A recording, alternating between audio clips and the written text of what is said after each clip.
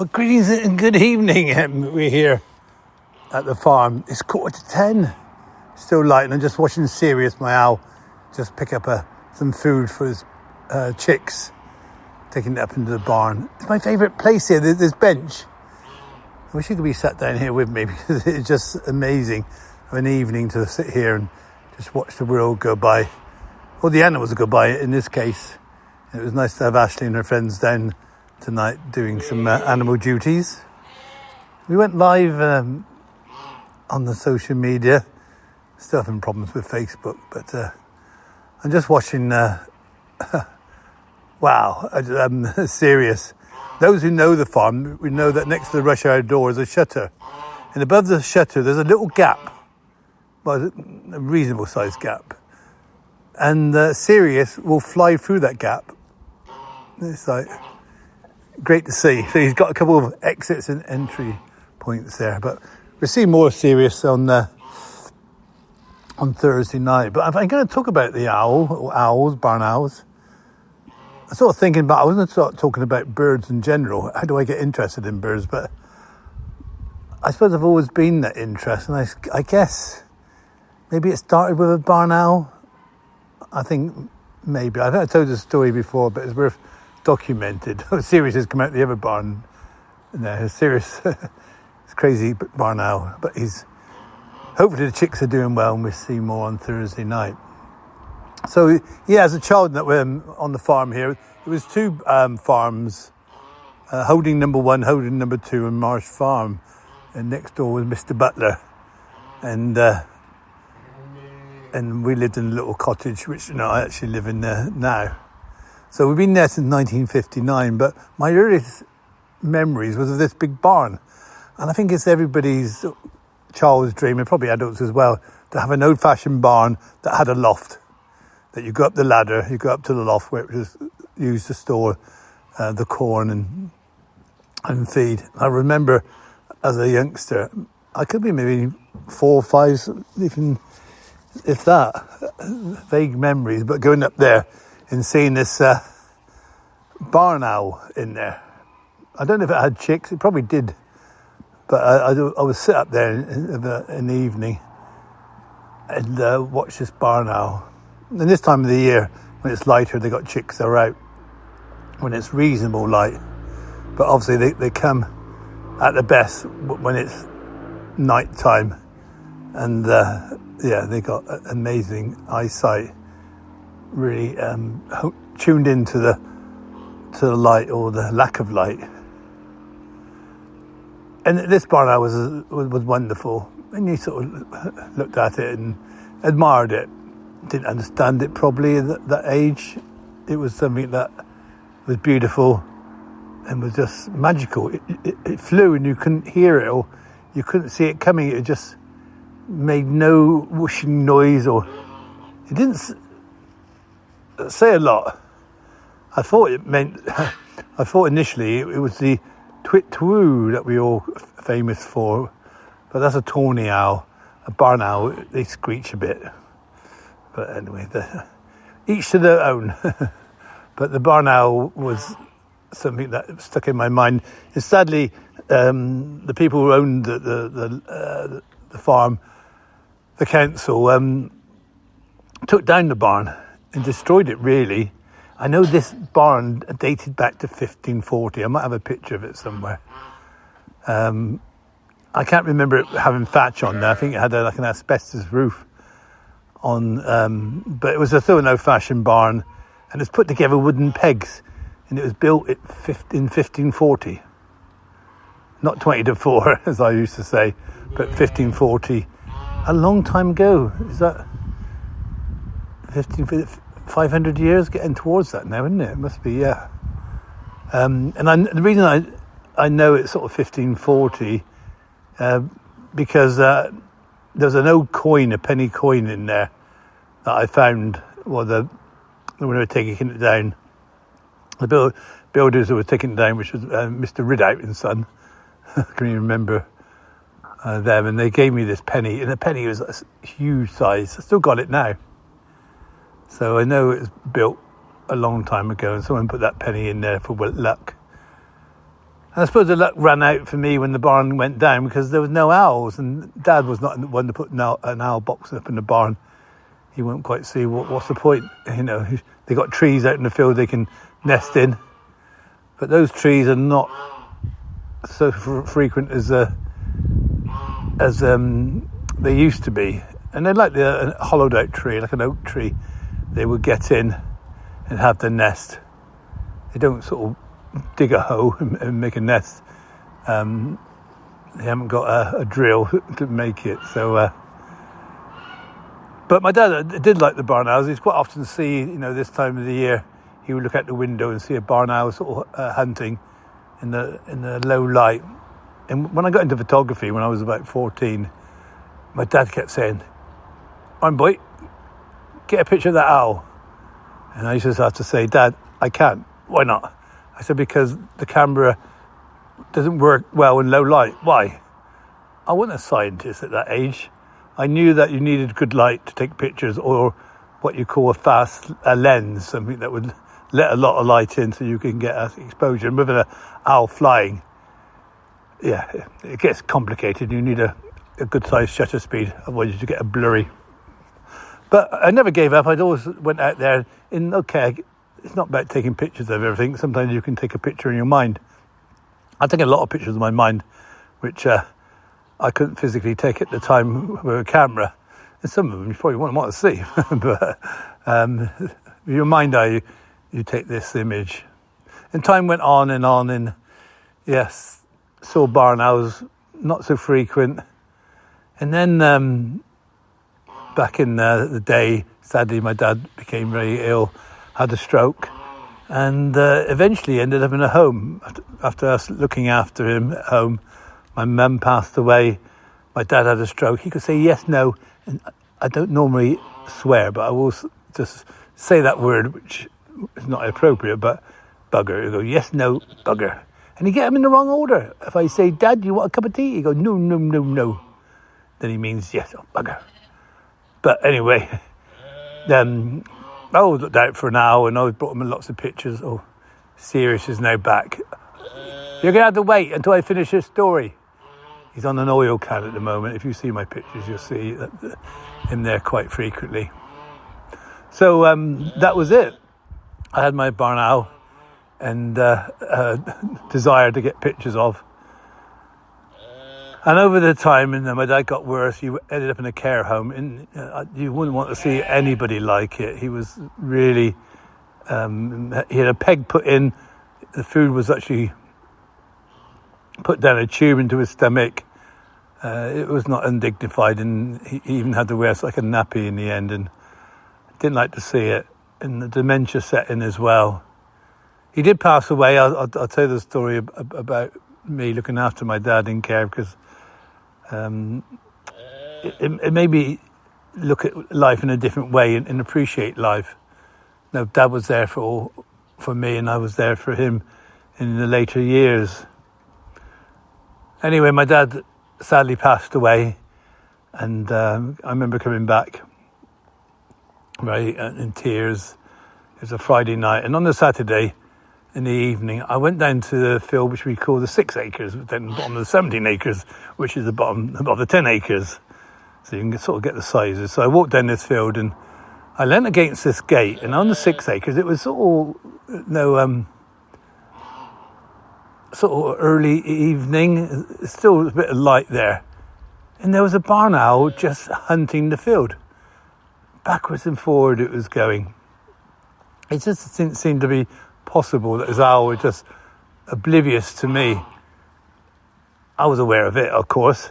And I had my camera with me, and I had a good zoom lens on. So I was able to get a picture of him. Now my cat is trying to get up to the barn owl. What is Elfie trying to do? Sorry, you can't see this, but there's a cat trying to climb up. Elfie, shh, Elfie. Why is Elfie trying to get on top of a tank? I do worry that the babies, when they're born, that the cats are going to go for them. I'm not sure why. I'm just watching Elfie unsuccessfully climb up.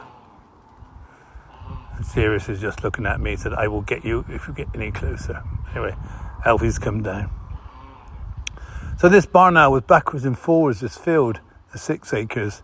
And I got some lovely shots, I wouldn't say as brilliant as I'm getting now, but they really filled the frame and I could capture them in a reasonable light. I just felt that was a sign for my dad. Oh, Sirius is flying over my head. He's come. I should have the camera on because he's just come up behind me now. He's just looking down for some food. I'm going to pause this. I'll come back in a minute. I'm going to get some food for Sirius. Well, I'm back. You probably would not really realise I'd gone away and fed the owl, but I did. Sirius come out on the back of me on a post, looking down at me, thinking, "Feed me." So yeah, to get that I just felt it was a sign for my dad. He said he passed away, and the owl was like a gift. It was a special gift, and didn't really see that happen again. You see it in the distance, an owl, but you can never get close, and rightly so. They're not, so we say, pets. Cats are kicking off now, fighting over the food. Oh, Sirius is back again for some more food. Anyway, the time went on and we started the project, and the first thing I did when I took over the project is put a barn and owl nesting box in the barn. Now the reason for it, to attract barn owls, with the hope that a barn owl would appear. If it did and it nested in there, then it's very difficult for the councils to be able to take the building down. I'm not saying they would do it, but you never know what plans they could have for this in the future. So time went on, 10 years, no, probably 7 years, and I heard about some owls need rescuing in Birmingham. So I drove up to Birmingham and picked up 3 owls, and Sirius was one of them. And the idea was to get them back into the wild so they could obviously hunt. We fed them, and 2 of them successfully did go back to the wild. The people keeping them weren't looking after them right, and they should not be in captivity. But anyway, it was through lockdown that they had these owls, and try to keep them as pets. They need the room, they need to stretch their wings like all birds do. Even with my Poppy and that, I let Poppy out and fly as much as I can. Don't like to see them caged up. Poppy is my parrot, if you haven't heard. And that would be another story. So Sirius was a bit of a lazy boy. He didn't really want to go hunting. He preferred to stay in the aviary. He might go for a little flight, go back in. And this year, he started getting braver, and he started flying out into the main barn because I left a gap so he could get through the main barn. And bit by bit, you could see him that he was coming out at night, still going back in to feed. I had to go put the food into his aviary and fly back into the aviary to feed.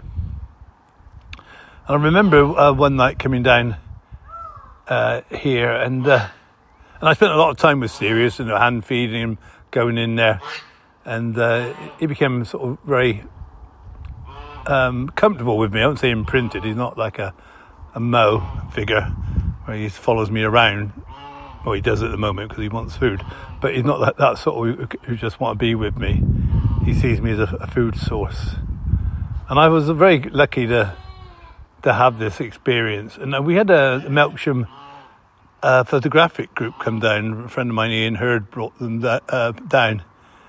And I said, if you stay on long enough, you'll see my owl, Sirius, come out. He's a bit nervous around other people. He's obviously used to me. Too many people, he will shy away. And that's one of the reasons why we haven't cleaned out the barn at the moment, because I think the noise of a tractor would scare his offspring off. Because when we were there that night, the photographic group said, "Oh, I can see your owl here." And someone said, "No, he's down there." And we realised there was 2 owls, not just Sirius around. There was 2 owls out here. One was obviously a lot tamer than the other. I thought, oh, that's nice. He's got a partner. Anyway, bit by bit, I sort of put 2 and 2 together and got 6, which was quite clever, and realised that Sirius had a mate and had babies. And I didn't want to go and disturb them because, if you go to a nesting box, you could scare the mother and she would not return.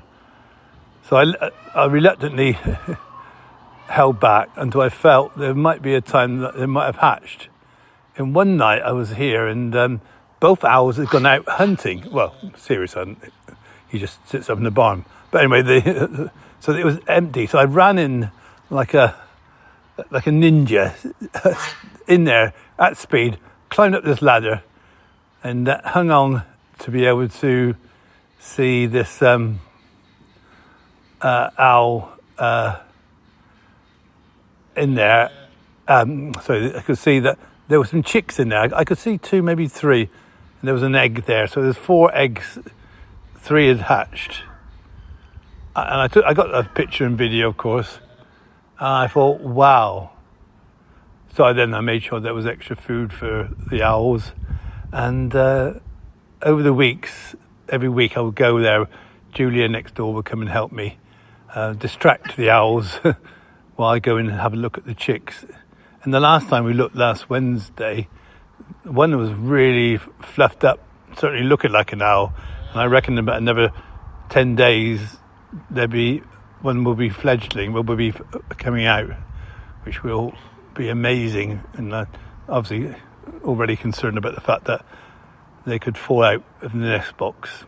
But we will be there for them, myself and Claire and the team, to see what we can do to make sure that they survive and get fed and, can go out into the wild and hunt.